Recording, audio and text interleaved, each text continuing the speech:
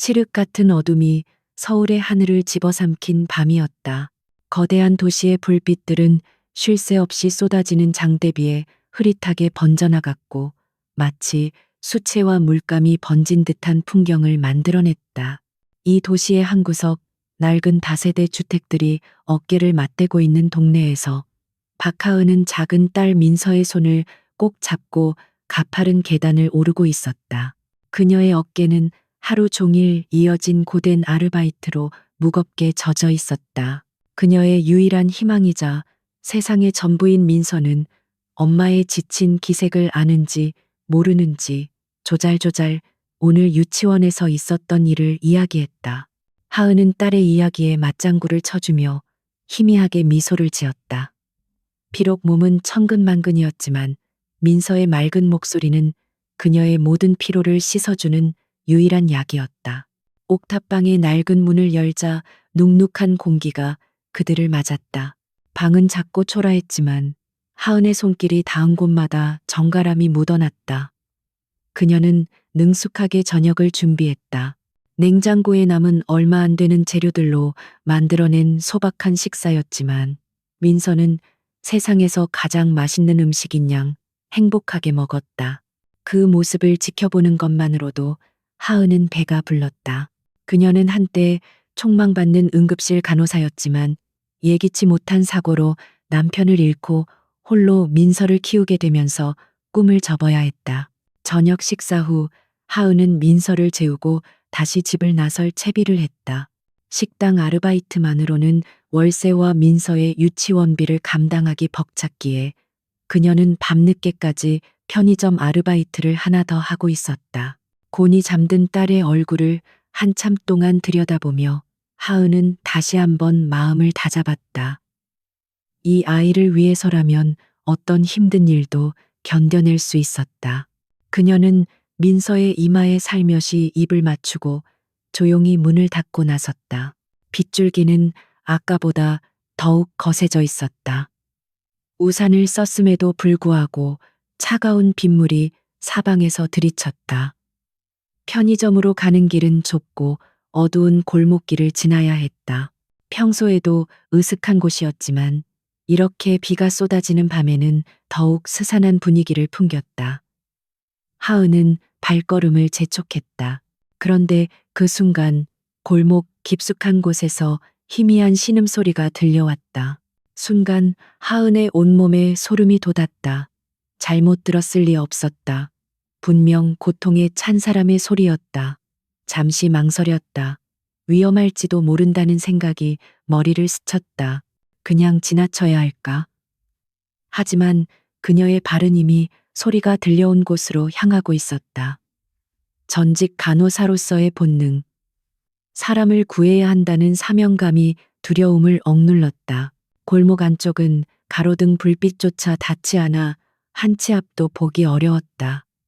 하은은 스마트폰의 작은 불빛에 의지해 조심스럽게 안으로 들어갔다. 그리고 곧 쓰레기 더미 옆에 쓰러져 있는 한 남자의 형체를 발견했다. 그는 값비싸 보이는 검은색 정장을 입고 있었지만 옷은 흙과 빗물, 그리고 붉은 피로 온통 더럽혀져 있었다. 남자는 미동도 없이 쓰러져 있었다. 하은은 조심스럽게 다가가 남자의 상태를 살폈다. 그의 옆구리에서는 끊임없이 피가 흘러나오고 있었고 얼굴은 창백하게 질려 있었다. 숨소리는 금방이라도 끊어질 듯 가팠다. 직감적으로 상황이 매우 위급하다는 것을 알 수 있었다. 망설일 시간이 없었다. 그녀는 즉시 119에 신고 전화를 걸어 위치와 환자의 상태를 최대한 빠르고 정확하게 설명했다. 신고를 마친 하은은 곧바로 응급처치에 들어갔다. 수화기 너머에서 구급대원의 지시가 들려왔지만 그녀는 이미 무엇을 해야 할지 알고 있었다. 그녀는 자신의 스카프를 풀어 남자의 옆구리 상처를 힘껏 압박했다. 차가운 빛 속에서 그녀의 손은 떨렸지만 지혈하는 동작만큼은 한치의 망설임도 없었다. 응급실에서의 경험이 몸에 배어 있었기 때문이다. 남자의 의식은 희미했다. 그는 고통 속에서 간신히 눈을 떴지만 초점 없는 눈동자는 하은의 얼굴을 제대로 담지 못했다. 하은은 계속해서 그에게 말을 걸었다. 정신 차리세요.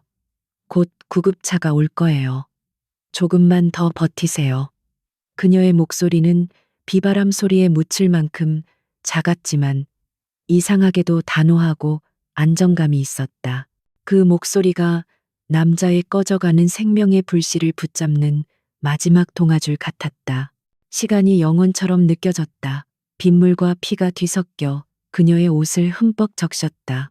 온몸의 감각이 무뎌질 때쯤 멀리서 희미하게 구급차의 사이렌 소리가 들려오기 시작했다. 소리는 점점 가까워졌고 마침내 골목 입구에 멈춰섰다. 구급대원들이 달려와 상황을 인계받았다. 그들은 하은의 신속하고 정확한 응급처치에 놀라움을 표하며 감사를 전했다. 남자는 들것에 실려 구급차로 옮겨졌다. 하은은 그가 실려 나가는 모습을 멍하니 바라보았다. 구급차가 떠나자 골목에는 다시 정적만이 남았다. 그녀의 손과 옷에는 이름도 모르는 남자의 피가 흥건했다. 낯선 사람의 생사를 가르는 긴박한 순간이 지나가자 그제야 온몸에 힘이 풀리며 주체할 수 없는 떨림이 몰려왔다. 그녀는 벽에 기댄 채 한참 동안 숨을 골랐다. 정신을 차린 하은은 엉망이 된 몰골로 편의점을 향해 다시 발걸음을 옮겼다. 늦었다는 점장의 핀잔을 들으며 평소처럼 일을 시작했지만 머릿속은 온통 방금 전의 일로 가득 차 있었다. 그 남자는 괜찮을까? 살 수 있을까? 수많은 질문들이 그녀를 괴롭혔다. 그날 밤 하은은 뜬 눈으로 밤을 새웠다.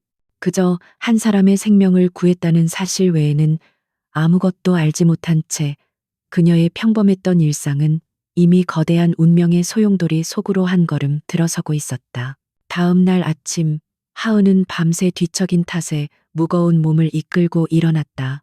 어젯밤의 일은 마치 꿈처럼 아득하게 느껴지기도 했지만 옷에 남은 희미한 핏자국이 현실이었음을 증명하고 있었다.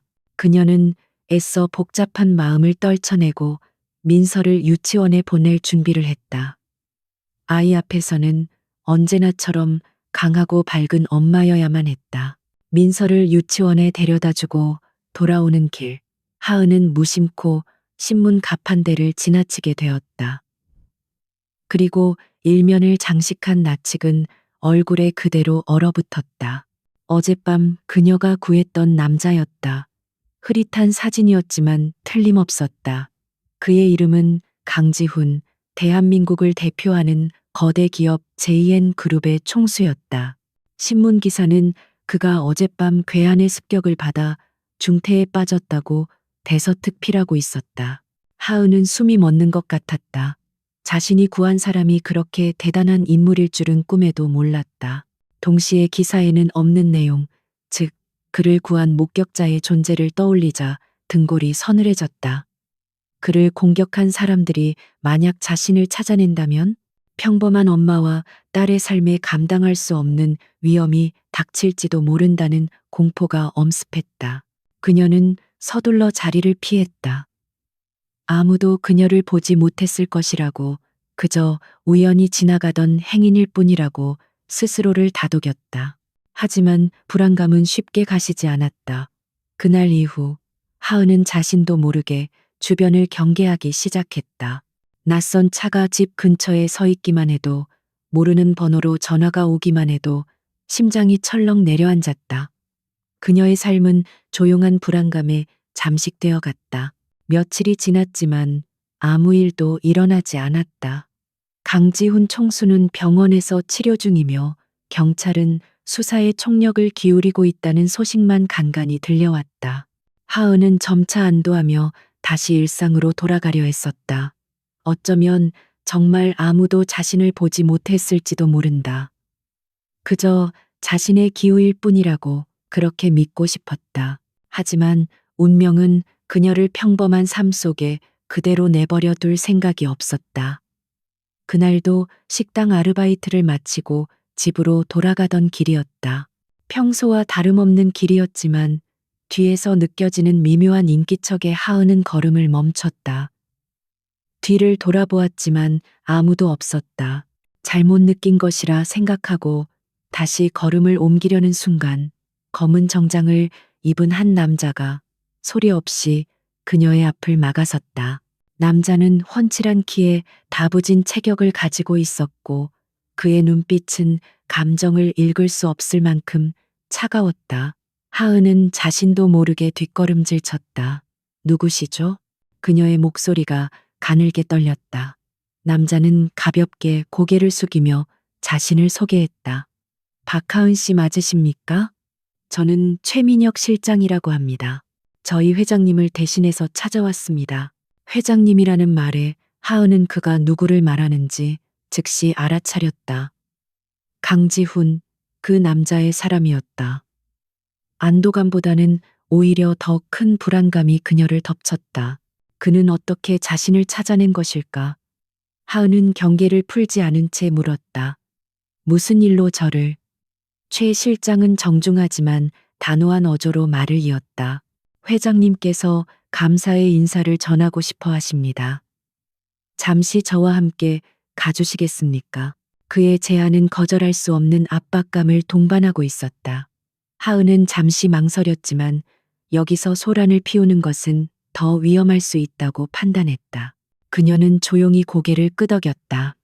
최 실장은 그녀를 길가에 세워져 있던 검은색 세단으로 안내했다. 차 문이 열리는 순간 하은은 자신이 돌이킬 수 없는 강을 건너고 있음을 직감했다. 차는 소리 없이 도시의 불빛 속으로 미끄러져 들어갔다. 차가 도착한 곳은 서울 시내가 한눈에 내려다 보이는 언덕 위에 위치한 최고급 사립병원의 VVIP 병동이었다. 복도는 삼엄한 경비 속에서 숨막히는 정적이 흘렀다. 하은은 마른 침을 삼키며 최 실장의 뒤를 따랐다. 마침내 한 병실 문 앞에 멈춰 선 최 실장은 그녀에게 잠시 기다려달라고 말한 뒤 안으로 들어갔다. 잠시 후 그가 나와 하은에게 들어오라는 손짓을 했다. 병실 안은 호텔 스위트룸처럼 넓고 고급스러웠다. 그리고 침대 위에는 강지훈이 상체를 일으킨 채 앉아 있었다. 그는 며칠 전보다 혈색이 많이 돌아왔지만 여전히 환자복을 입은 모습은 어딘가 위태로워 보였다. 그는 하은을 보자마자 특유의 깊고 낮은 목소리로 입을 열었다. 당신이군요. 내 생명의 은인. 그의 눈빛은 날카로웠지만 그 안에는 분명한 감사의 기색이 담겨 있었다. 하은은 자신도 모르게 고개를 숙였다. 아닙니다. 누구라도 그렇게 했을 겁니다. 그녀의 대답에 강지훈은 희미하게 웃었다. 아니, 아무나 할 수 있는 일이 아니었소. 당신의 침착함과 정확한 응급처치가 아니었다면 난 이 자리에 없었을 거요. 그는 옆에 있던 서류 봉투를 들어 하은에게 내밀었다. 이건 작은 성의 표시입니다. 받아주시오. 봉투 안에는 거액의 수표가 들어있을 것이 분명했다. 하은은 고개를 저었다. 받을 수 없습니다. 저는 대가를 바라고 한 일이 아닙니다. 그녀의 단호한 거절에 강지훈의 눈썹이 살짝 올라갔다. 그는 돈으로 해결되지 않는 상황에 익숙하지 않은 사람이었다. 그는 잠시 하은을 빤히 쳐다보더니 이내 봉투를 거두고 다른 말을 꺼냈다. 그의 목소리는 아까보다 한층 더 낮고 심각해졌다. 그렇다면 다른 부탁을 하나 들어줘야겠소. 아니, 이건 부탁이 아니라 경고에 가깝소.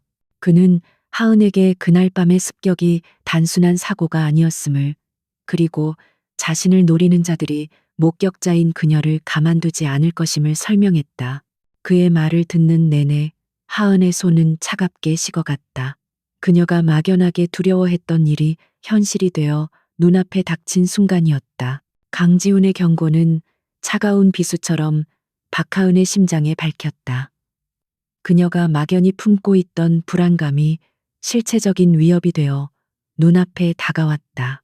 자신을 노리는 자들이 있다는 말보다 그 위험이 딸 민서에게까지 미칠 수 있다는 사실이 그녀를 절망에 빠뜨렸다. 하은의 얼굴이 새하얗게 질리는 것을 본 강지우는 자신이 너무 직설적으로 말했음을 깨달았다. 그는 조금 더 부드러운 목소리로 그녀를 안심시키려 했다. 너무 걱정하지 마시오. 당신과 당신의 딸은 내가 반드시 지켜줄 테니. 그의 목소리에는 흔들림 없는 확신이 담겨 있었다. 그것은 대한민국 최고의 기업을 이끄는 자의 자신감이자 한 사람의 인간으로서 전하는 진심 어린 약속이었다. 하지만 하은에게 그 말은 위로가 되기보다 오히려 더 큰 부담감으로 다가왔다. 그녀는 이 거대한 사건에 휘말리고 싶지 않았다.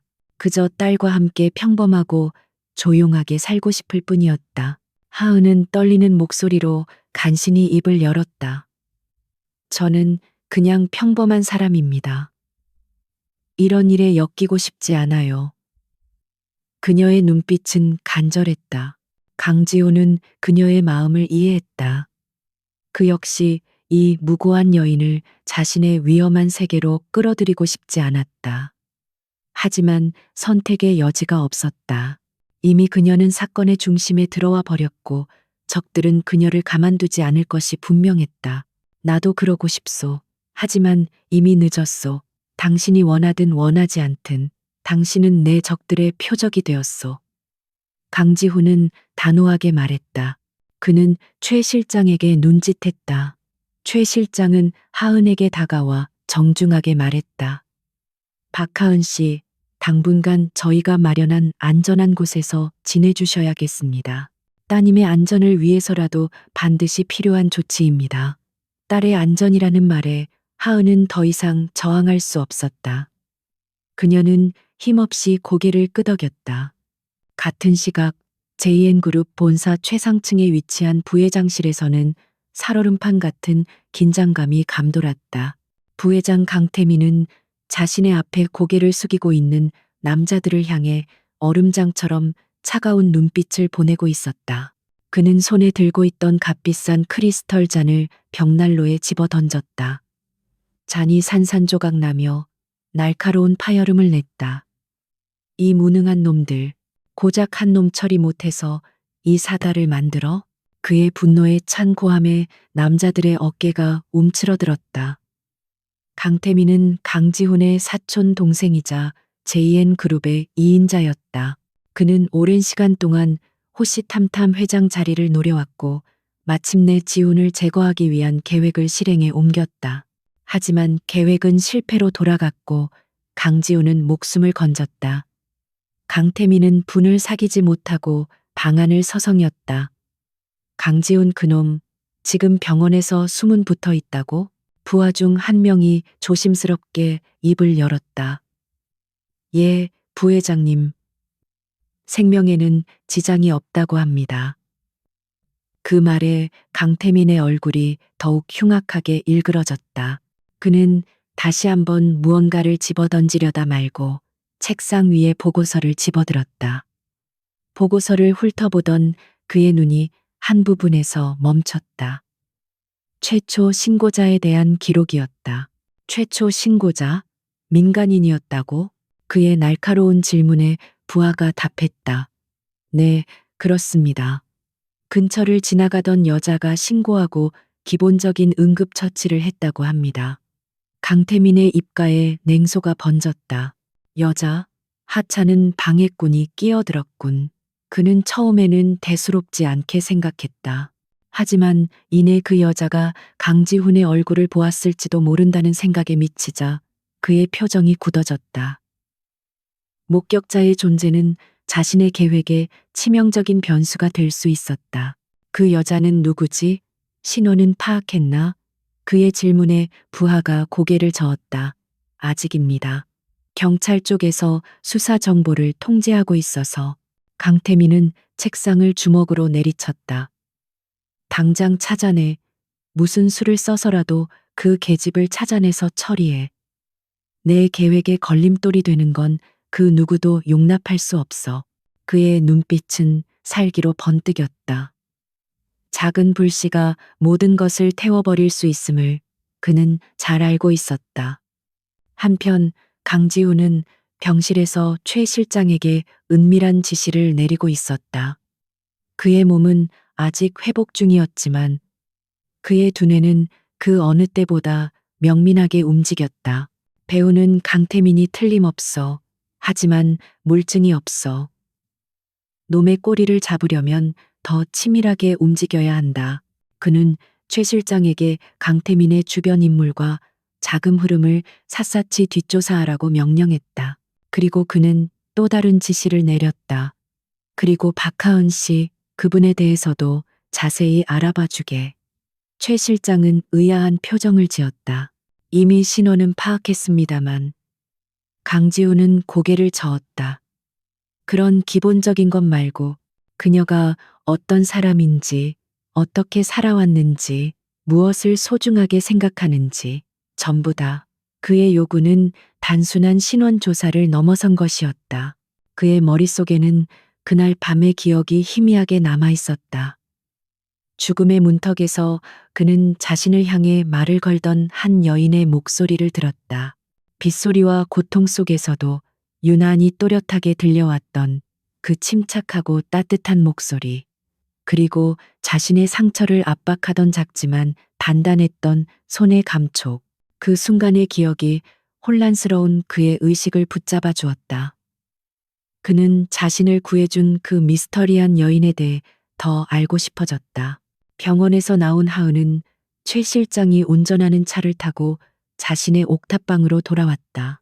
그녀는 최 실장에게 민서를 데리고 간단한 짐을 챙겨 나올 테니 잠시만 기다려 달라고 부탁했다. 집으로 올라가는 그녀의 발걸음은 천근만근 무거웠다.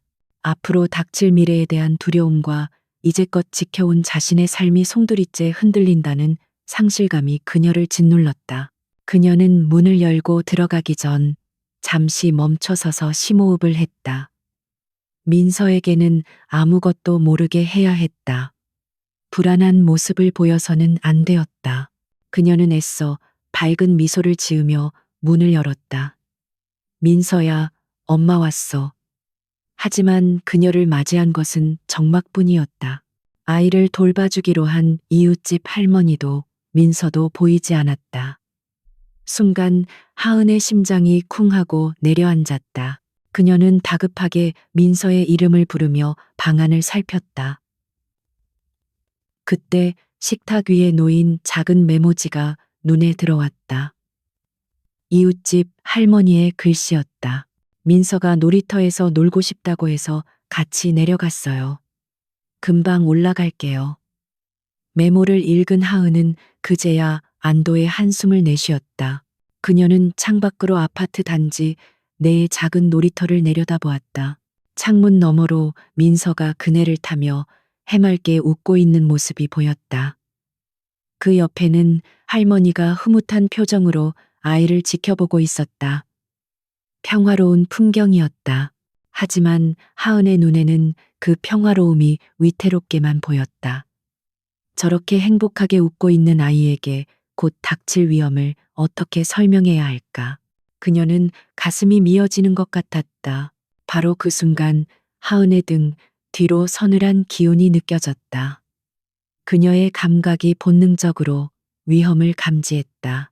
놀이터의 평화로운 풍경 속 벤치에 앉아 신문을 보는 척하며 민서 쪽을 주시하고 있는 낯선 남자의 모습이 그녀의 시야에 들어왔다.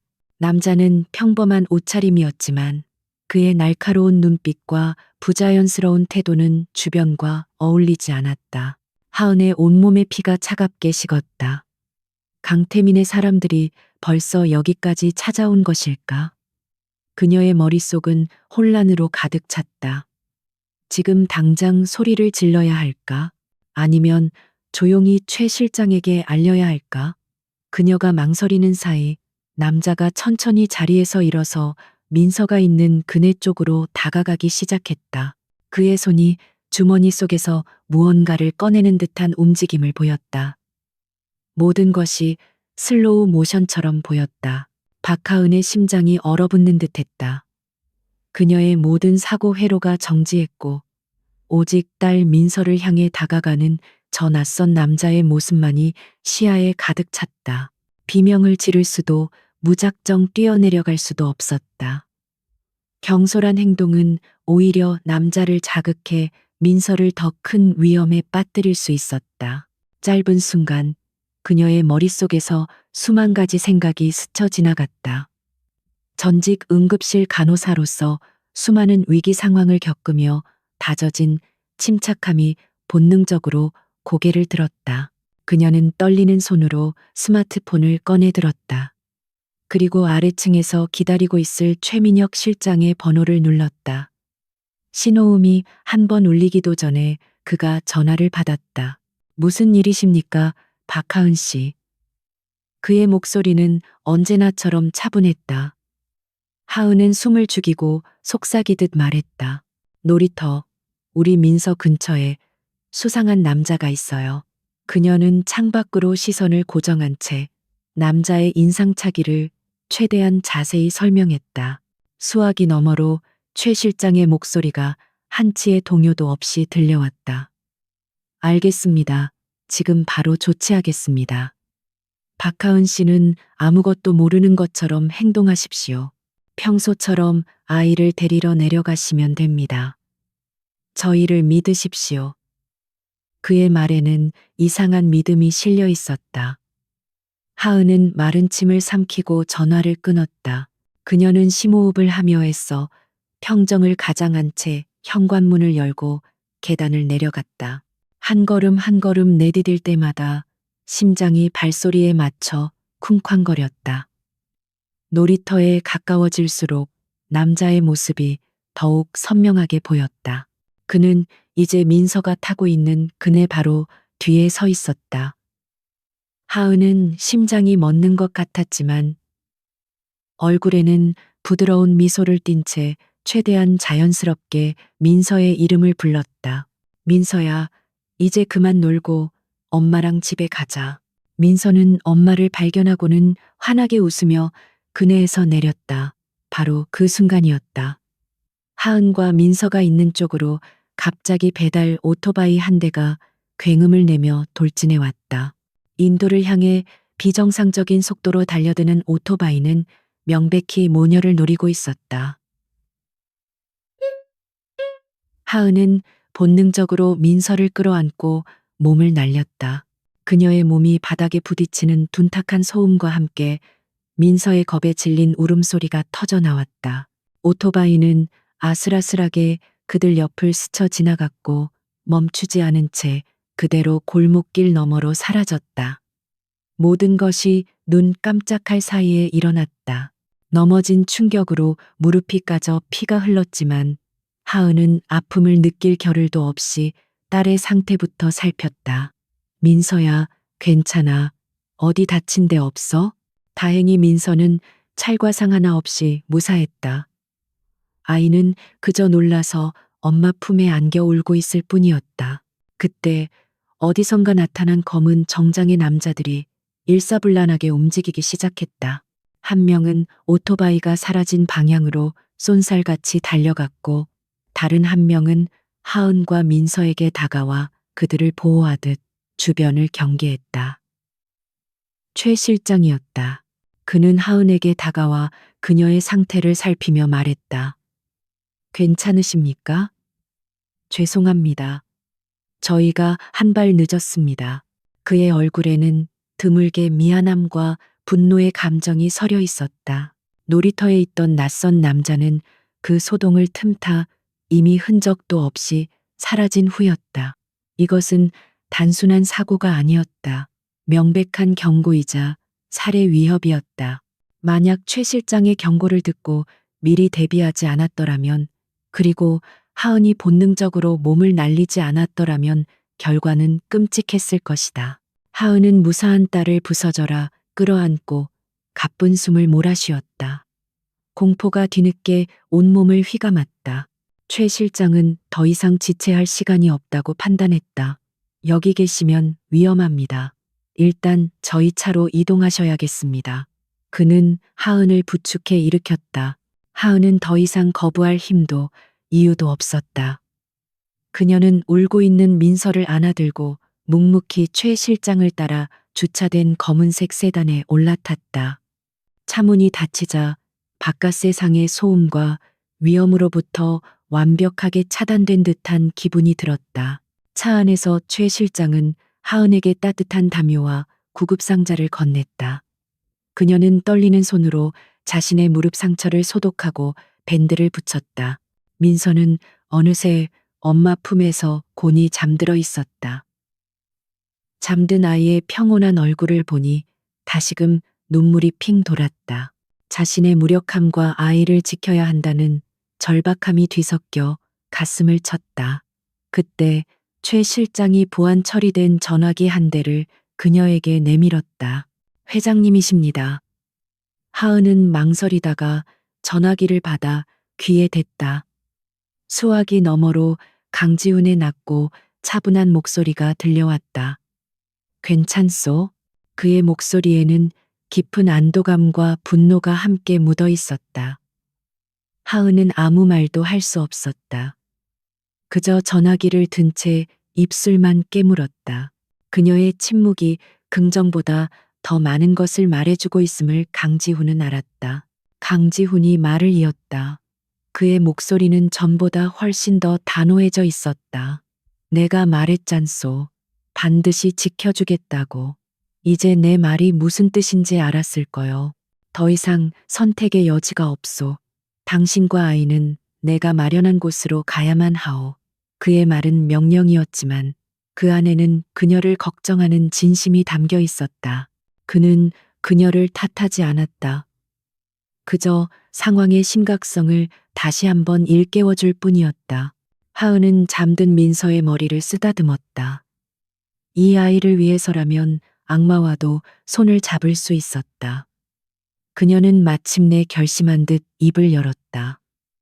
알겠습니다. 당신의 뜻대로 하겠습니다. 그녀의 대답에 강지훈은 짧게 숨을 내쉬었다. 현명한 선택이요. 걱정하지 마시오.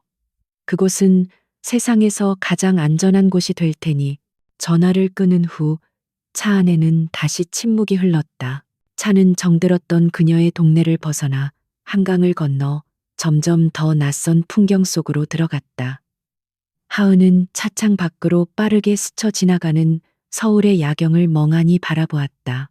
불과 몇 시간 전까지만 해도 고되고 평범했던 그녀의 삶은 이제 완전히 다른 궤도에 올라서 있었다. 앞으로 어떤 일이 펼쳐질지 그녀는 감히 상상조차 할 수 없었다. 한참을 달린 차는 서울 외곽의 한적한 숲길로 접어들었다. 그리고 마침내 철저한 보안 시스템으로 둘러싸인 거대한 철문 앞에 멈춰섰다. 철문이 소리 없이 열리고 차는 잘 가꿔진 정원을 지나 웅장하고 현대적인 디자인의 저택 앞에 멈췄다. 하은은 마치 다른 세상에 온 듯한 기분에 사로잡혔다.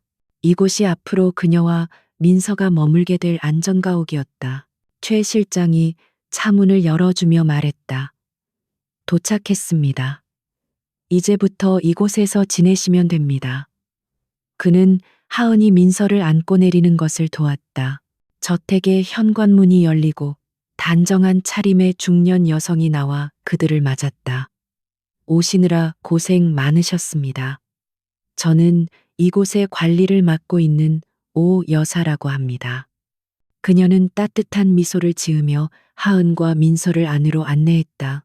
저택 내부는 외부에서 본 것보다 훨씬 더 넓고 아늑했다.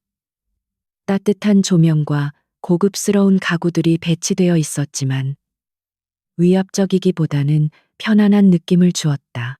오 여사는 하은과 민서가 머물 방으로 그들을 안내했다. 방은 아이를 위해 특별히 꾸며진 듯 귀여운 가구와 장난감들로 가득 차 있었다. 이 모든 것이 강지훈의 세심한 지시 아래 준비되었음을 짐작할 수 있었다. 하은은 민서를 조심스럽게 침대에 눕혔다. 아이는 아무것도 모른 채 곤히 잠들어 있었다. 그 모습을 보며 하은은 다시 한번 마음을 다잡았다. 비록 낯설고 두려운 상황에 처했지만 이제는 물러설 곳이 없었다. 그녀는 자신과 딸의 목숨을 구해준 그리고 이제는 그들의 보호자가 된 강지훈이라는 남자를 믿어보기로 했다. 그녀의 길고 긴 밤이 그렇게 시작되고 있었다. 안전가 옥에서의 첫날 밤은 길고 낯설었다. 박하은은 낯선 침대에서 밤새 뒤척였다. 옆에서 곤히 잠든 딸 민서의 숨소리만이 유일한 위안이었다. 창밖은 칠흑 같은 어둠에 잠겨 있었고 가끔씩 순찰을 도는 경호원들의 그림자가 스쳐 지나갔다. 이곳은 분명 세상에서 가장 안전한 곳이었지만 동시에 모든 것으로부터 고립된 거대한 감옥처럼 느껴졌다. 그녀는 자유를 잃은 대가로 안전을 얻었다. 다음 날 아침 하은은 민서의 해맑은 웃음소리에 잠에서 깼다. 아이는 거대하고 새로운 환경에 완전히 적응한 듯 보였다. 엄마, 여기 너무 좋아요. 우리 집보다 100배는 더 커요. 민서는 방 안을 뛰어다니며 신나게 외쳤다. 그 순수한 모습을 보며 하은은 어젯밤 내내 자신을 짓누르던 무거운 마음을 잠시나마 잊을 수 있었다. 아이를 위해서라도 이곳에서 잘 지내야 한다고 그녀는 다시 한번 다짐했다. 오 여사는 그들의 모든 필요를 세심하게 챙겨주었다. 영양 균형이 완벽하게 잡힌 아침 식사가 준비되었고 민서가 심심하지 않도록 다양한 놀잇감과 동화책이 제공되었다. 저택에는 수영장과 작은 영화관, 그리고 온갖 책들로 가득 찬 서재까지 있었다. 물질적으로는 부족한 것이 하나도 없었지만 하은은 보이지 않는 벽에 갇힌 듯한 답답함을 느꼈다. 그녀는 자신의 의지대로 문 밖을 나설 수 없었다. 며칠 후 강지훈이 퇴원하여 저택으로 들어왔다. 그의 등장은 저택의 조용한 공기를 미묘하게 바꾸어 놓았다. 그는 아직 완쾌되지 않은 몸으로 서재를 집무실 삼아 밀린 업무들을 처리하기 시작했다. 최 실장을 비롯한 비서들이 수시로 드나들었고 집안에는 팽팽한 긴장감이 감돌았다.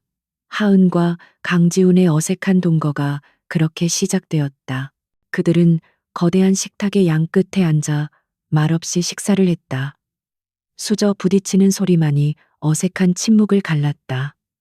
강지훈은 여전히 차갑고 과묵했다. 그는 하은에게 필요한 것이 없는지만 물을 뿐 사적인 대화는 일절하지 않았다. 하은 역시 섣불리 그에게 말을 걸지 않았다. 두 사람 사이에는 눈에 보이지 않는 거대한 벽이 존재하는 듯했다. 하지만 그 벽을 허물기 시작한 것은 순수한 아이 민서였다. 민서는 강지훈을 조금도 무서워하지 않았다. 아이는 그를 키다리 아저씨라고 부르며 따랐다. 어느 날 오후 정원에서 혼자 책을 읽고 있는 강지훈에게 민서가 다가가 동화책을 내밀었다. 아저씨, 이거 읽어주세요. 강지훈은 당황한 표정을 지었다. 그는 아이를 어떻게 대해야 할지 전혀 모르는 사람이었다. 그는 잠시 망설이다가 아이의 초롱초롱한 눈망울을 외면하지 못하고 어색하게 책을 받아들었다. 그의 딱딱한 목소리로 읽어주는 동화는 어딘가 부자연스러웠지만 민서는 뭐가 그리 좋은지 까르르 웃으며 그의 무릎에 기대었다. 멀리서 그 모습을 지켜보던 하은의 입가에 희미한 미소가 번졌다. 그녀는 처음으로 강지훈이라는 남자의 차가운 가면 뒤에 숨겨진 인간적인 모습을 엿본 것 같았다. 그날 이후로 강지훈은 조금씩 변하기 시작했다.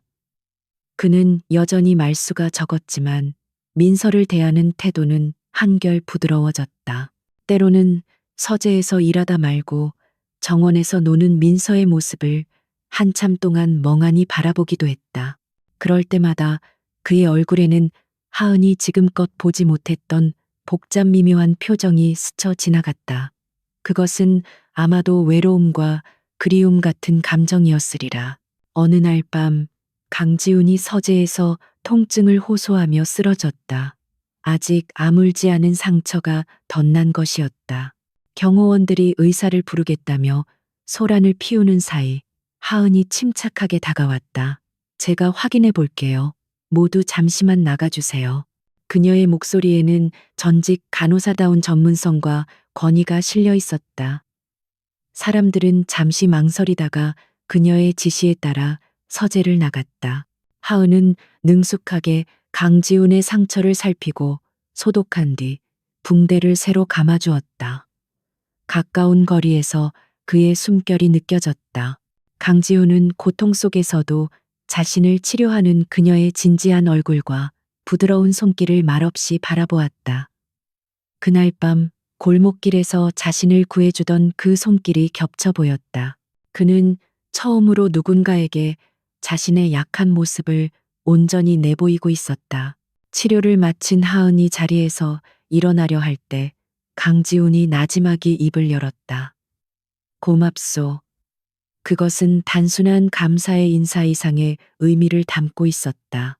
하은은 잠시 그를 바라보다가 말했다. 아니에요. 이건 제 일이었으니까요. 그녀는 그의 곁에 앉아 물수건으로 그의 이마에 맺힌 식은땀을 닦아주었다. 그 순간 두 사람 사이의 어색한 공기가 조금은 부드러워진 듯했다. 하은은 그에게 물었다. 왜 그렇게까지 위험한 싸움을 하고 있는 건가요? 그녀는 그의 싸움의 이유가 궁금했다. 강지훈은 잠시 창밖의 어둠을 응시하더니 처음으로 자신의 이야기를 조금 털어놓았다.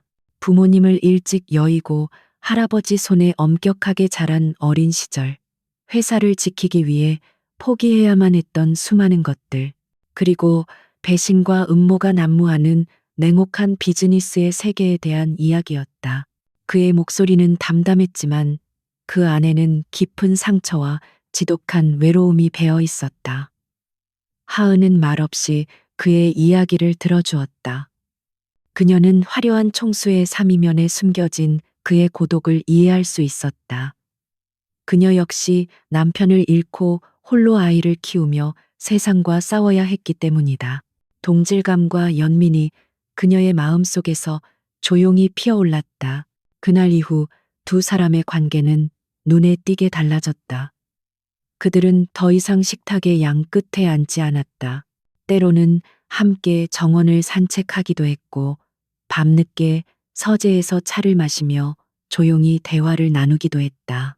하은은 강지훈이 가진 리더로서의 책임감과 회사를 지키려는 강한 의지를 보았고, 강지훈은 하은의 따뜻함과 어떤 상황에서도 꺾이지 않는 강인함의 깊은 인상을 받았다. 물론 그들의 주변에는 여전히 보이지 않는 위협이 도사리고 있었다.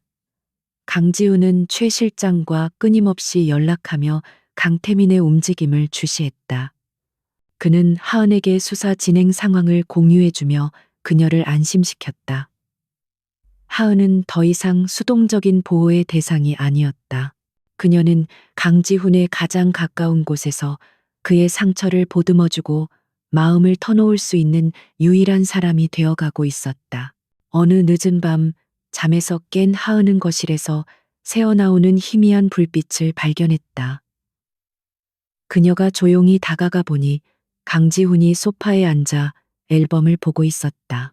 앨범에는 그의 부모님과 함께 찍은 낡은 흑백 사진들이 담겨 있었다. 단 한 번도 약한 모습을 보인 적 없던 그의 눈가가 촉촉하게 젖어 있었다.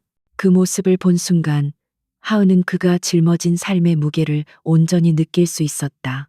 그녀는 조용히 부엌으로 가 따뜻한 우유 한 잔을 데워 그에게 건넸다. 그는 놀란 표정으로 그녀를 쳐다보았지만 이내 말없이 우유잔을 받아들었다. 두 사람은 아무 말 없이 나란히 앉아 창밖의 밤하늘을 바라보았다.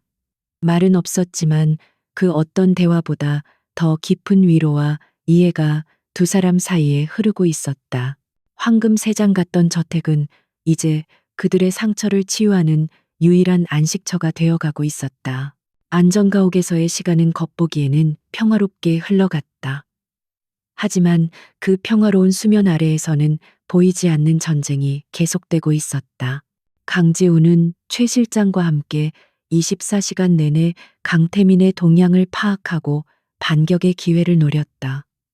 그러나 강태민은 교활한 뱀처럼 자신의 흔적을 거의 남기지 않았다. 수사는 좀처럼 진전을 보이지 못했고 저택 안의 공기는 조금씩 무겁게 가라앉았다. 박하은은 그들의 싸움을 가장 가까이에서 지켜보았다. 그녀는 자신이 그저 보호만 받는 무력한 존재가 아니라는 것을 증명하고 싶었다. 그녀는 자신이 할 수 있는 일이 무엇일지 끊임없이 고민했다. 그러던 중 그녀는 문득 자신의 오랜 습관을 떠올렸다. 그림을 그리는 것이었다. 힘든 간호사 시절에도, 남편을 잃고 홀로 민서를 키우던 막막한 시절에도 그녀는 스케치북에 그림을 그리며 마음을 다스리곤 했다. 어느 날 오후 강지훈과 최 실장이 서재에서 흐릿한 CCTV 영상을 보며 고심하고 있었다.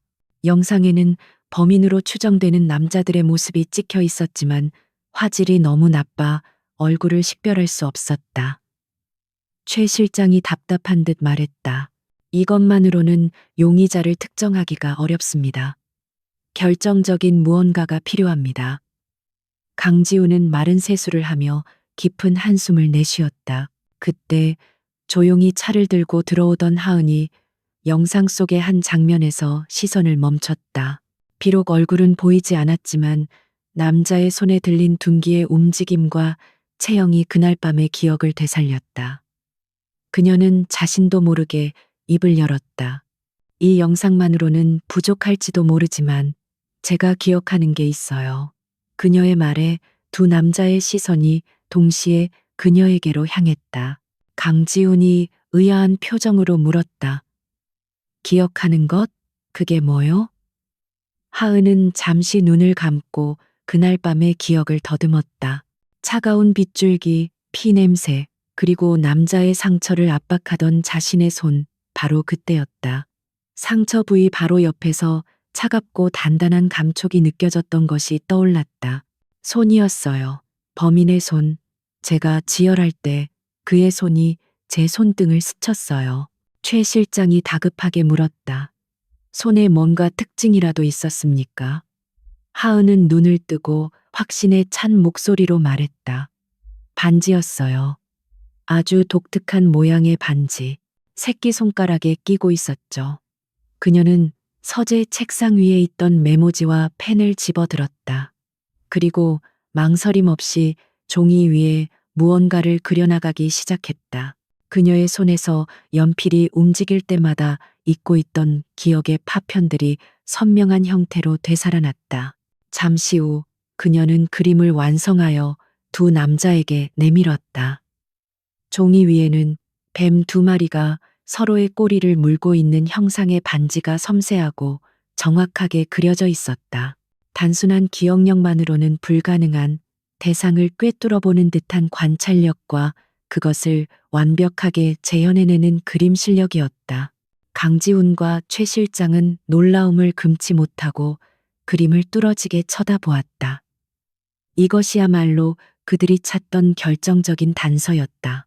강지훈의 눈빛이 날카롭게 빛났다. 그는 최 실장에게 명령했다. 최 실장, 당장 이 반지에 대해 알아봐. 국내외 모든 보석상과 개인 제작 공방, 암시장까지 샅샅이 뒤져서 이 반지의 출처를 찾아내. 이건 명령이야. 최 실장은 그림을 소중하게 챙겨들고 결연한 표정으로 답했다. 알겠습니다. 회장님, 반드시 찾아내겠습니다. 그는 곧바로 서재를 빠져나가 작전에 착수했다. 하은의 작은 기억 하나가 막혀 있던 수사의 물꼬를 튼 순간이었다. 강지훈은 하은을 완전히 새로운 눈으로 바라보았다. 그녀는 그저 마음이 따뜻하고 강인한 여인일 뿐만 아니라 날카로운 관찰력과 재능을 지닌 사람이었다. 그는 자신도 모르게 그녀를 향한 깊은 신뢰와 감탄을 느꼈다. 박하은 씨, 당신이 또다시 나를 구했군. 그의 진심 어린 말에 하은의 얼굴이 살짝 붉어졌다. 한편 강태민은 자신의 은신처에서 초조하게 시간을 보내고 있었다. 강지훈이 안전가옥에 숨어 좀처럼 움직임을 보이지 않자 그의 불안감은 극에 달했다. 공격이 실패한 이후 강지훈이 어떤 반격을 준비하고 있을지 예측할 수 없다는 사실이 그를 미치게 만들었다. 그의 오만한 성격은 이런 종류의 기다림을 용납하지 못했다. 그는 부하들을 불러 모아 윽박질렀다. 도대체 언제까지 이렇게 숨어서 기다리기만 할 거냐. 강지훈 그놈이 지금 뭘 하고 있는지 알아내란 말이다. 하지만 부하들은 고개를 숙일 뿐이었다. 강지훈의 안전가옥은 철옹성이었고 그 어떤 정보도 새어나오지 않았다. 강태민은 이대로 시간이 흐르면 모든 것이 수포로 돌아갈 수 있다는 위기감을 느꼈다. 그는 새로운 계획을 세워야만 했다. 더 이상 강지훈을 직접 공격하는 것은 무리였다. 그렇다면 그의 주변을 무너뜨려야 했다. 그의 이성을 마비시키고 스스로 굴을 파고 나오게 만들 미끼가 필요했다. 강태민의 머릿속에 한 사람의 얼굴이 떠올랐다. 강지훈을 구해냈고 지금 그와 함께 지내고 있다는 여자 박하은이었다. 그 여자에 대해 알아낸 건 있나? 강태민의 질문에 부하가 보고서를 내밀었다. 보고서에는 박하은의 신상 정보가 빼곡히 적혀 있었다. 남편과 사별하고 홀로 어린 딸을 키우며 힘들게 살아온 그녀의 인생. 강태민은 보고서를 훑어보며 비열한 미소를 지었다. 어린 딸이라 아주 좋은 미끼가 되겠군. 그의 눈빛이 뱀처럼 차갑게 빛났다. 그는 즉시 새로운 계획을 지시했다. 그 여자의 가장 치명적인 약점은 바로 딸이다. 아이를 이용해 여자를 밖으로 끌어내. 그리고 그 여자를 이용해 강지훈을 우리가 원하는 장소로 불러내는 거다. 그것은 인간의 가장 기본적인 감정인 모성애를 이용한 비열하고 잔인한 함정이었다. 그의 부하들조차 순간적으로 그의 잔혹함에 몸을 떨었다. 강태민의 계획은 치밀하게 세워졌다. 그들은 하은의 과거, 인간관계와 민서의 유치원 친구들까지 조사하며 틈을 찾았다. 그리고 마침내 민서가 가장 좋아하는 친구의 생일 파티를 이용해 하은을 밖으로 유인할 계획을 완성했다.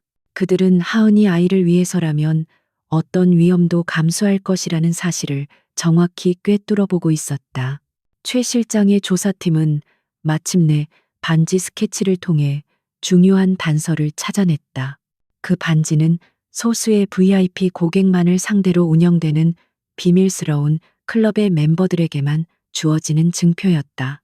그리고 그 클럽의 주요 멤버 명단에서 강태민의 최측근인 이사의 이름이 발견되었다. 모든 조각들이 강태민을 향해 맞춰지고 있었다. 하지만 그들이 승리를 확신하며 반격의 칼날을 갈고 있는 동안 강태민의 더 어둡고 위험한 함정 역시 하은과 민서를 향해 조용히 펼쳐지고 있었다. 한쪽에서는 진실을 향한 추적이, 다른 한쪽에서는 파멸을 향한 음모가 동시에 진행되고 있었다. 폭풍전야의 고요함 속에서 두 개의 거대한 운명이 충돌할 시간이 점점 더 가까워지고 있었다. 며칠 뒤 박하은에게 낯선 번호로 영상 통화가 걸려왔다. 화면에는 민서의 유치원 단짝 친구인 수빈이와 수빈이의 엄마가 환하게 웃고 있었다. 하은 씨, 잘 지내시죠? 갑자기 연락해서 미안해요. 우리 수빈이가 내일 생일인데 키즈 카페에서 작은 파티를 하려고요. 민서도 꼭 와줬으면 좋겠어요. 수빈이 엄마는 들뜬 목소리로 파티에 대해 설명했다. 민서는 옆에서 통화 내용을 듣고는 기뻐서 방방 뛰었다. 갇혀 지내는 생활에 답답해하던 딸의 모습을 보며 하은의 마음도 잠시 흔들렸다. 하지만 그녀는 본능적인 경계심을 늦추지 않았다. 너무 갑작스러운 초대였고 통화 내내 느껴지는 수빈이 엄마의 미세한 표정 경직과 부자연스러운 말투가 마음에 걸렸다. 무언가 잘못되었다는 위험 신호가 머릿속에서 울렸다. 하은은 애써 밝은 목소리로 답했다. 어머, 정말요? 너무 좋은 소식이네요. 당연히 가야죠. 그녀는 민서를 향해 웃어 보이며 자연스럽게 통화를 마무리했다. 하지만 전화를 끊자마자 그녀의 얼굴은 차갑게 굳어졌다. 이것은 함정일 가능성이 높았다. 적들이 마침내 그녀의 가장 약한 고리인 민서를 이용해 덫을 놓기 시작한 것이다. 그녀는 곧장 서재에 있는 강지훈에게 달려갔다. 그녀는 방금 있었던 통화 내용과 자신의 의심을 침착하게 설명했다. 이건 분명 우리를 밖으로 끌어내려는 함정이에요. 하지만 어쩌면 이걸 역이용할 수도 있지 않을까요? 그녀의 당돌한 제안에 강지훈과 옆에 있던 최 실장의 눈이 커졌다.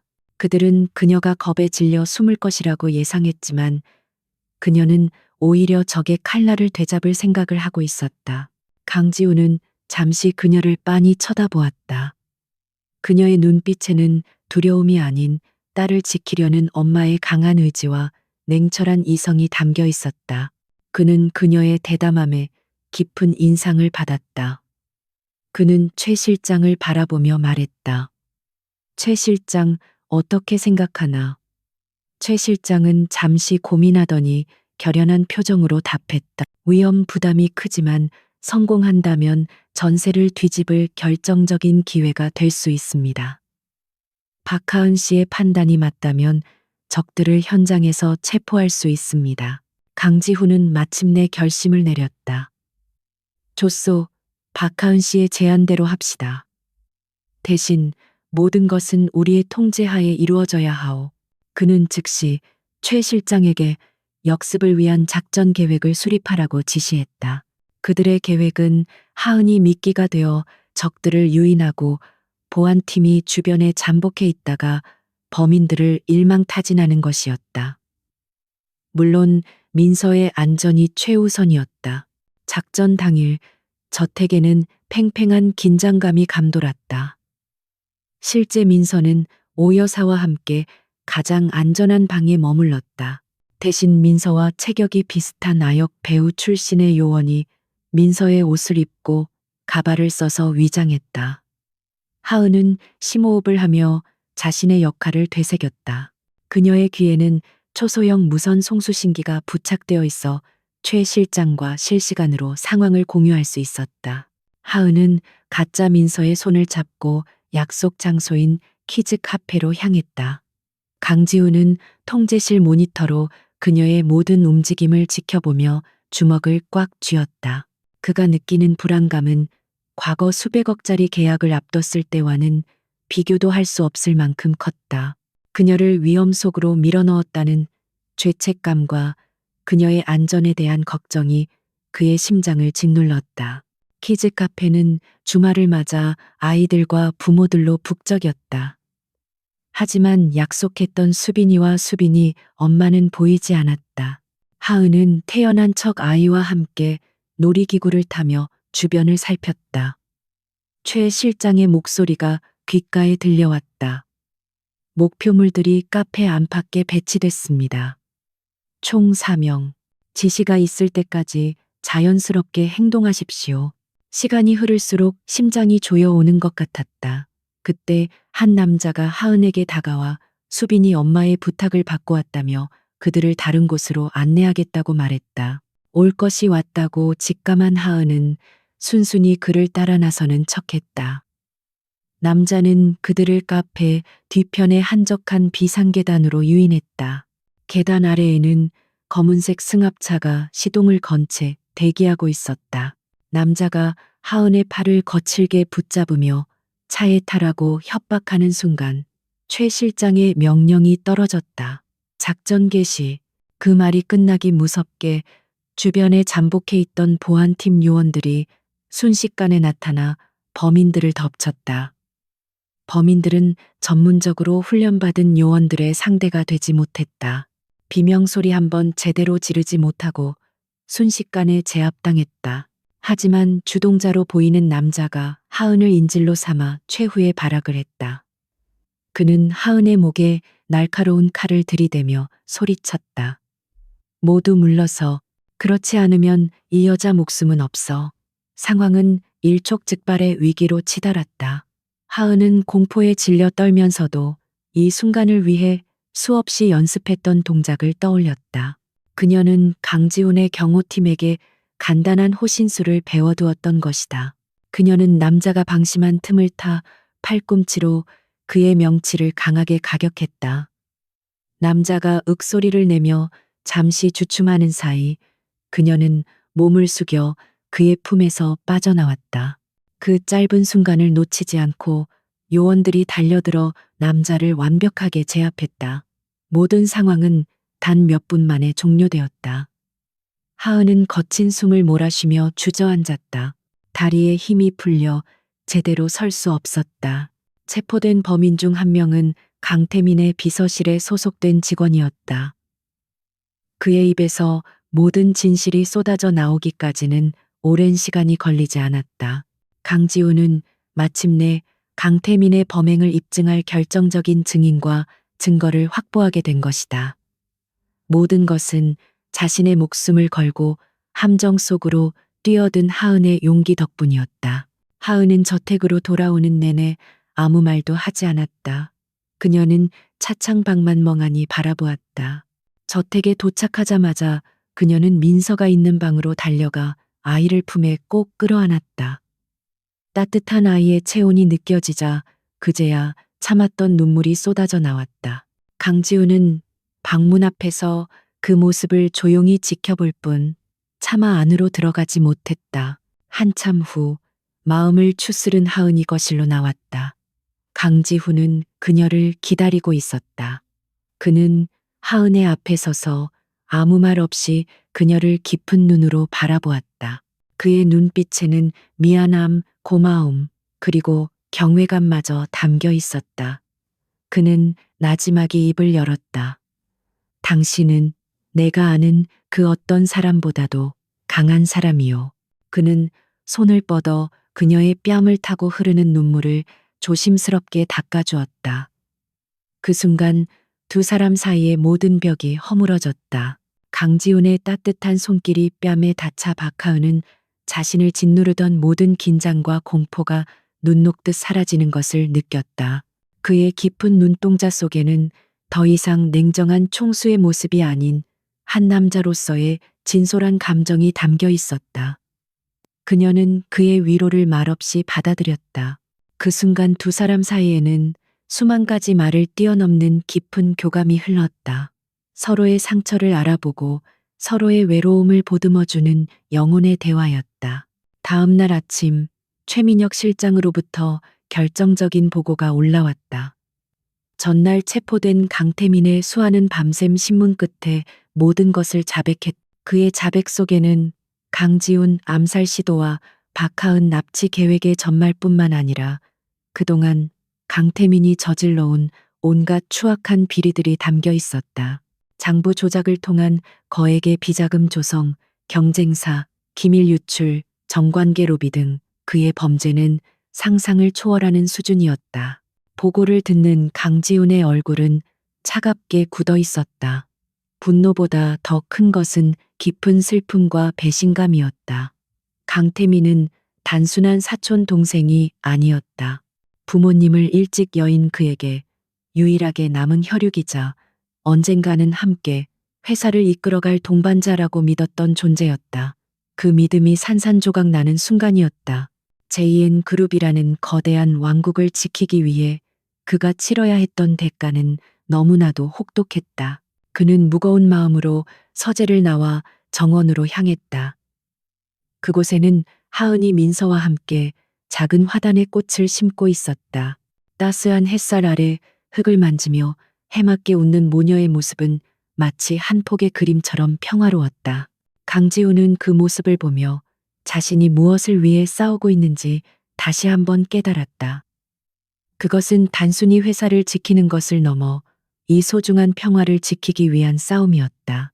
하은은 그의 무거운 표정을 보고 직감적으로 무슨 일이 있었음을 알아차렸다. 그녀는 민서에게 잠시 혼자 놀고 있으라고 말한 뒤 조용히 그에게 다가갔다. 괜찮으세요? 그녀의 조심스러운 물음에 강지우는 애써 희미한 미소를 지어 보였다. 이제 곧 모든 것이 끝날 거요.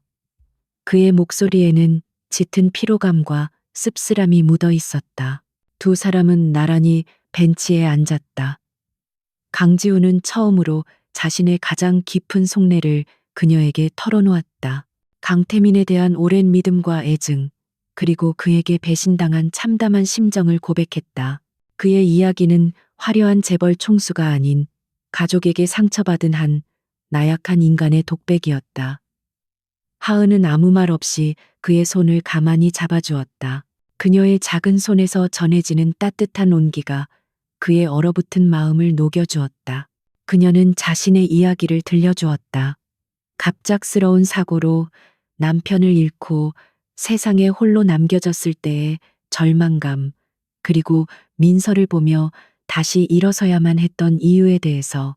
그들의 삶은 전혀 다른 세계에 속해 있었지만 상실의 아픔과 소중한 것을 지켜야 한다는 책임감이라는 공통점을 가지고 있었다. 그들은 서로의 이야기 속에서 깊은 동질감과 위로를 발견했다. 강지우는 그녀의 손을 마주 잡았다. 그의 눈빛이 그 어느 때보다 진지했다. 박하은 씨, 당신을 처음 만난 건 내 인생 최악의 날이었지만 지금 와서 생각해보면 그건 내게 주어진 최고의 행운이었소. 그는 잠시 말을 멈추고 숨을 골랐다. 그의 심장이 세차게 뛰고 있었다. 그는 평생 수많은 중요한 결정을 내렸지만 지금 이 순간만큼 떨렸던 적은 없었다. 당신과 민서를 만난 이후로 내 세상이 바뀌었소. 차갑고 텅 비어 있던 내 삶에 당신들이라는 따뜻한 빛이 들어왔소. 이제 나에게 회사를 지켜야 할 이유는 단지 의무감 때문만이 아니오. 당신과 민서가 살아갈 세상을, 내가 속한 이 세계를 안전하게 만들고 싶어졌소. 그의 목소리는 조금씩 떨리고 있었지만 그 안에 담긴 진심은 그 어떤 말보다 선명하게 하은의 마음에 와닿았다. 그는 하은의 얼굴을 부드럽게 감싸 안았다. 이제 더 이상 당신을 내 위험 속에 가둬두고 싶지 않소. 당신이 내 옆에서 내 삶의 일부가 되어 주었으면 좋겠소. 그것은 사랑 고백이었다. 세상에서 가장 외롭고 강한 남자가 그녀에게 건네는 서툴지만 진심 어린 고백. 하은의 눈에서 뜨거운 눈물이 흘러내렸다. 그것은 슬픔의 눈물이 아닌 기쁨과 감동의 눈물이었다. 그녀는 고개를 끄덕였다. 말로는 다 표현할 수 없는 모든 감정을 담아. 강지우는 조심스럽게 그녀에게 다가가 부드럽게 입을 맞췄다. 오랜 시간 서로의 상처를 보듬어주던 두 마음이 마침내 하나가 되는 순간이었다. 정원 한쪽에서 그 모습을 지켜보던 민서가 박수를 치며 달려왔다. 엄마랑 키다리 아저씨 뽀뽀했다. 아이의 순진한 외침에 두 사람은 웃음을 터뜨리며 서로를 마주 보았다. 그날 이후 저택의 분위기는 완전히 달라졌다. 어색한 긴장감은 사라지고 그 자리에는 따뜻하고 화목한 가족의 온기가 채워졌다. 강지우는 더 이상 서재에 틀어박혀 있지 않았다. 그는 하은, 민서와 함께 식사를 하고 정원을 산책하고 밤에는 거실에 모여 영화를 보았다. 그는 평생 처음으로 평범한 가정의 행복을 맛보고 있었다. 하지만 그는 자신이 해야 할 마지막 싸움이 남아있음을 잊지 않았다. 하은의 사랑과 지지는 그에게 이전과는 비교할 수 없는 강한 용기와 결단력을 주었다. 그는 더 이상 망설이지 않았다. 그는 최 실장을 불러 강태민을 무너뜨릴 마지막 계획을 지시했다. 그것은 강태민이 그토록 원했던 JN그룹의 주주총회에서 모든 진실을 만천하에 공개하는 것이었다. 며칠 뒤 JN그룹의 모든 주주와 언론에 긴급 임시 주주총회 소집 공고가 전달되었다. 안건은 현 대표이사 회장 강지훈 해임 및 신임 대표이사 선임의 건. 발의자는 부회장 강태민이었다. 그는 강지훈이 건강상의 이유로 더 이상 직무를 수행할 수 없다는 명분을 내세웠다. 강태민은 자신의 승리를 확신하며 마지막 결전의 날을 손꼽아 기다리고 있었다. 그는 강지훈이 자신의 덫에 제 발로 걸어 들어오고 있다는 사실을 꿈에도 알지 못했다. 임시 주주총회가 열리는 날, JN그룹 본사 로비는 이른 아침부터 수많은 주주와 기자들로 인산인해를 이루었다. 대한민국 재계의 심장부에서 벌어질 거대한 권력 다툼을 취재하려는 열기로 공기는 뜨겁게 달아올라 있었다. 강태민은 수많은 카메라 플래시 세례를 받으며 의기양양하게 회의장으로 들어섰다. 그의 얼굴에는 승리를 확신하는 오만한 미소가 가득했다. 강태민은 오늘 자신이 JN그룹의 새로운 주인이 될 것이라고 조금도 의심하지 않았다. 그는 이미 일부 대주주들을 자신의 편으로 포섭해 두었고 강지훈이 건강 문제로 정상적인 경영이 불가능하다는 여론을 성공적으로 조성해 놓았다. 그에게 오늘 주주총회는 자신의 화려한 대관식을 위한 형식적인 절차에 불과했다.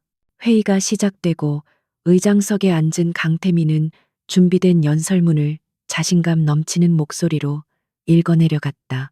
그는 강지훈의 건강 악화에 대한 깊은 우려를 표하는 척하며 자신이 JN그룹을 위기에서 구해낼 유일한 적임자임을 교묘하게 포장했다. 그의 위선적인 연설에 일부 주주들이 동요하며 웅성거리기 시작했다. 모든 것이 그의 계획대로 흘러가고 있었다. 따라서 저는 존경하는 주주 여러분께 현 상황의 엄중함을 알리고 회사의 미래를 위해 강지훈 회장의 해임안을 상정하는 바입니다. 강태민이 의사봉을 두드리며 투표를 시작하려던 바로 그 순간이었다. 굳게 닫혀있던 회의장 뒷문이 굉음과 함께 활짝 열렸다. 모든 사람들의 시선이 일제히 문 쪽으로 쏠렸다. 그곳에는 죽은 줄로만 알았던 혹은 식물인간이 되었을 거라 생각했던 강지훈이 서 있었다. 그는 병색이 완연한 환자의 모습이 아니었다. 완벽하게 재단된 정장을 입고 한치의 흐트러짐도 없는 당당한 모습으로 회의장 안으로 걸어 들어왔다. 그의 등장만으로도 장내의 공기는 순식간에 얼어붙었다. 주주들은 경악했고 기자들은 미친 듯이 카메라 셔터를 눌러댔다. 가장 큰 충격을 받은 것은 강태민이었다. 그는 유령이라도 본 듯한 표정으로 자리에서 굳어버렸다. 강지훈은 그 어떤 소란에도 아랑곳하지 않고 연단을 향해 똑바로 걸어갔다. 그는 넋이 나간 강태민을 옆으로 밀어내고 마이크 앞에 섰다. 주주 여러분, 그리고 언론인 여러분. 오래 기다리게 해서 죄송합니다. 그의 낮고 힘있는 목소리가 장내에 울려 퍼졌다. 그는 자신의 건강에 대한 소문은 모두 거짓임을 증명하는 진단서를 대형 스크린에 띄웠다. 그리고 그는 차갑게 가라앉은 목소리로 말을 이었다. 하지만 JN그룹이 지금 심각한 위기에 처해 있는 것은 사실입니다. 그 위기는 제 건강 문제가 아니라 바로 이 자리에 있는 강태민 부회장의 부패와 탐욕에서 비롯된 것입니다. 그의 폭탄 선언의 회의장은 다시 한번 술렁였다. 강태민은 정신을 차리고 버럭 소리를 질렀다. 헛소리 집어치워 내 놈이 지금 무슨 모함을 하는 거냐. 하지만 강지훈은 그를 상대하지 않았다. 그는 스크린에 하나의 영상 파일을 재생시켰다. 영상 속에는 지난번 납치 작전에 투입되었다가 체포된 남자의 얼굴이 나타났다. 그는 자신의 모든 범행을 상세히 자백하고 있었다. 강지훈 암살 시도의 전말, 그리고 그 배후에 강태민이 있다는 사실까지. 영상이 끝나자 회의장은 충격과 경악으로 아수라장이 되었다. 하지만 이것은 시작에 불과했다. 강지훈은 연이어 강태민의 횡령과 비자금 조성 내역이 담긴 비밀 장부, 해외 페이퍼 컴퍼니와의 불법 거래 내역, 경쟁사의 기밀을 팔아넘긴 증거들을 스크린에 차례로 띄웠다. 모든 증거는 반박할 여지 없이 완벽했다. 강태민의 추악한 민낯이 대한민국 전체에 생중계되고 있는 순간이었다. 강태민의 오만한 가면은 완전히 벗겨졌다. 그는 이성을 잃고 미친 사람처럼 소리쳤다. 거짓말이야. 전부 저놈이 조작한 거라고. 나는 억울해. 그의 발악은 오히려 그의 죄를 더욱 선명하게 증명해 줄 뿐이었다. 그가 그토록 갈망했던 왕좌는 눈앞에서 신기루처럼 사라지고 있었다. 그의 편에 섰던 주주들은 싸늘하게 등을 돌렸고 기자들은 그의 추락을 담기 위해 더욱 격렬하게 플래시를 터뜨렸다. 바로 그때 회의장 문이 다시 열리고 검사와 수사관들이 들이닥쳤다. 그들은 곧장 연단으로 다가가 강태민에게 차가운 수갑을 채웠다.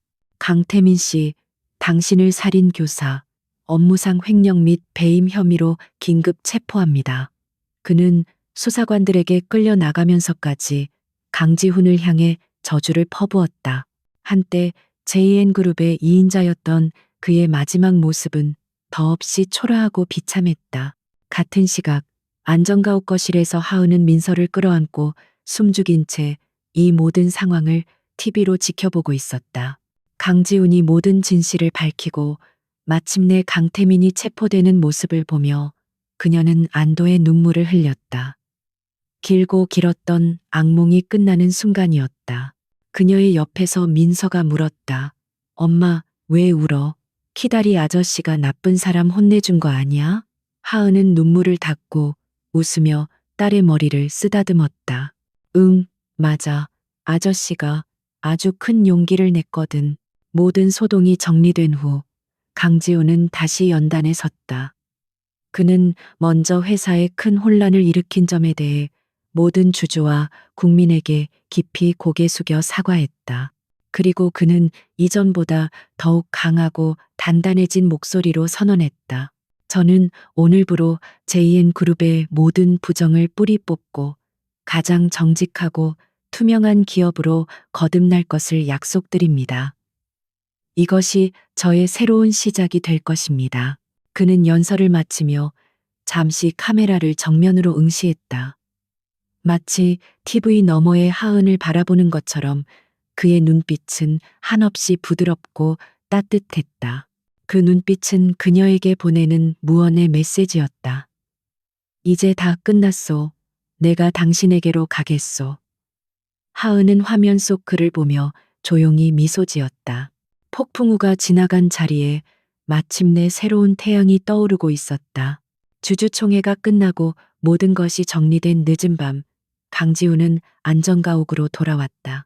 그가 현관문을 열고 들어서는 순간 거실에서 그를 기다리던 하은과 민서가 달려나와 그를 맞았다.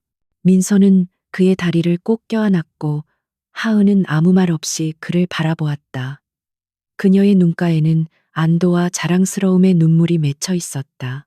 강지훈은 아이를 번쩍 안아들고 다른 한 팔로는 하은의 어깨를 감쌌다.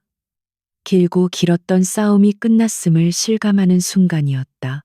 그날 이후 몇 주간 세상은 강태민의 몰락과 JN그룹의 대대적인 개혁 소식으로 떠들썩했다. 강태민과 그의 일당은 법의 엄중한 심판을 받게 되었다. 강지우는 약속대로 그룹 내의 모든 부정을 뿌리 뽑고 투명한 경영 시스템을 도입하며 위기를 수습해 나갔다. 그는 이전보다 더 바쁜 나날을 보냈지만 그의 얼굴에서는 더 이상 과거의 그늘과 외로움을 찾아볼 수 없었다. 폭풍이 지나간 후 그들은 마침내 안전가옥을 떠나 일상으로 돌아갈 준비를 했다. 강지우는 당연히 하은과 민서가 자신의 저택으로 들어와 함께 살기를 바랐다. 하지만 하은은 고개를 저었다. 그녀는 갑작스러운 환경 변화가 민서에게 혼란을 줄 수 있으며 무엇보다 그들 세 사람이 평범한 가족으로 거듭나는 시간이 필요하다고 말했다. 강지훈은 그녀의 깊은 생각에 동의하며 그녀의 뜻을 존중해 주었다. 그는 서울 시내가 내려다 보이는 조용한 동네에 아담한 집을 마련했다. 거대한 저택에 비하면 소박했지만 세 사람이 함께하기에 더없이 아늑하고 따뜻한 공간이었다.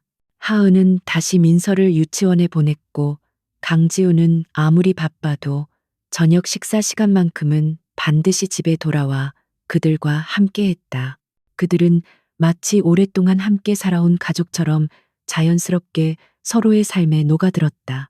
물론 그 과정이 순탄하지만은 않았다. 평생을 비서와 경호원에게 둘러싸여 살아온 강지훈에게 평범한 일상은 낯선 도전의 연속이었다. 그는 민서와 놀아주다 장난감을 망가뜨리기 일쑤였고 하은을 도와주려다 부엌을 엉망으로 만들기도 했다. 하지만 그는 포기하지 않았다. 그는 서툰 솜씨로 민서의 머리를 묶어주려 했었고 하은에게 요리를 배우며 즐거워했다. 하은은 그런 그의 모습을 사랑스럽게 지켜보았다. 그녀는 JN그룹의 총수가 아닌 한 여자에게 사랑을 표현하고 좋은 아빠가 되기 위해 노력하는 남자 강지훈을 보고 있었다. 두 사람은 함께 마트에 가서 장을 보고 주말에는 민서와 함께 공원으로 나들이를 갔다. 그 평범하고 소소한 일상 속에서 그들의 상처는 조금씩 치유되었고 사랑은 더욱 깊어졌다. 그들은 과거의 트라우마를 공유하며 서로를 보듬어 주었다. 때로는 하은이 악몽을 꾸다 깨어나면 강지훈이 밤새 그녀의 곁을 지키며 다독여 주었다. 또 어떤 날은 강지훈이 배신감으로 괴로워할 때 하은이 그의 등을 말없이 토닥여주며 위로가 되어 주었다. 그들은 서로에게 세상에서 가장 안전한 안식처이자 가장 든든한 버팀목이었다. 어느 화창한 봄날 저녁, 강지훈은 하은에게 잠시 외출하자고 제안했다. 그는 민서를 오 여사에게 잠시 맡기고 하은을 차에 태워 어디론가 향했다.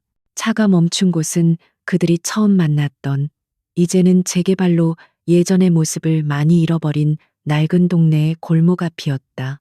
하은은 의아한 표정으로 그를 바라보았다. 강지훈은 그녀의 손을 잡고 차에서 내렸다. 기억나시오? 우리의 시작점. 그는 그녀를 데리고 비 오는 그날 밤 자신이 쓰러져 있던 어두운 골목 안으로 들어갔다.